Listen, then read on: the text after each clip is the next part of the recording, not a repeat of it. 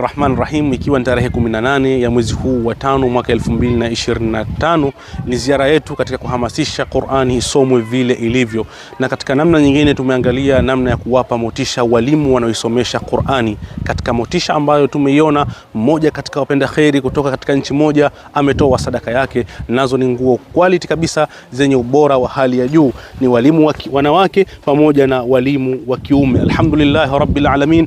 Tunamuomba Allahu jalla jalaluhu kwa baraka zake na neema zake na huruma zake awamjalie mpenda khairi huyu na wapenda khairi wote ambao wako nasi faidika na mawaidha. Mwenyezi Mungu awafungulie milango ya khair na baraka. Hii ni ziara maalum kabisa kwa ajili ya kuhamasisha kwa watoto kuisoma Qur'ani na pia kuwapa motisha walimu wa Qur'ani kwa ajili ya kuwasomesha watoto wakiwa katika mazingira mazuri. Kama unavyoona ni nguo nzuri sana ambazo kina mama watapendeza nazo siku ya Eid al-Adha wao na familia zao, na hizi ni nguo za walimu wa madrasa ambazo ni kanzu nzuri kabisa ambazo watavaa kusalia na kufundishia watoto Qur'ani. Na muomba Allah mtukufu kwa baraka zake azikubali sadaka zetu na jumla ya amali zetu zote duniani hapa, na tujalie minal faizina fi dunya wa barakatuhu.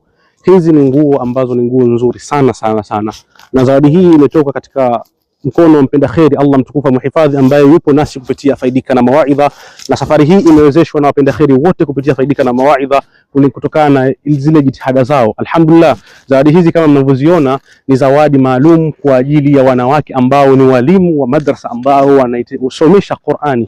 Lengo kubwa la kwetu sisi ni kuhimiza wasome Qur'ani, vijana, kina mama, wazee, na hizi ni zawadi ambazo tumewaletea, ni zawadi za sikukuu ya Eid al-Adha ambazo watakazofurahi wao na familia zao nyumbani kwao. Alhamdulillah rabbil alamin.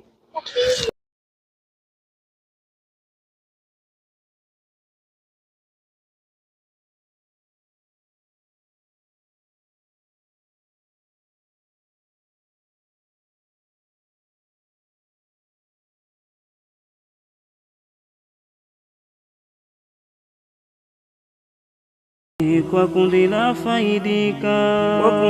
faidika lenye mafunzo mazuri, kila pembe la tajika kwa wema sio kwa shari, na leo twashereheka twafarijika suduri, Rabbi twatoa shukuri kwa kundi la faidika, tupate kuyajadili mambo yote yalojiri, na kumuomba Jalali atuzidishie kheri, na kesho atujazili jannati wa anhari, Rabbi twatoa shukuri kwa kundi la faidika. Ya Rabbi tupe salama tangu kwenye makaburi hadi siku ya Kiyama.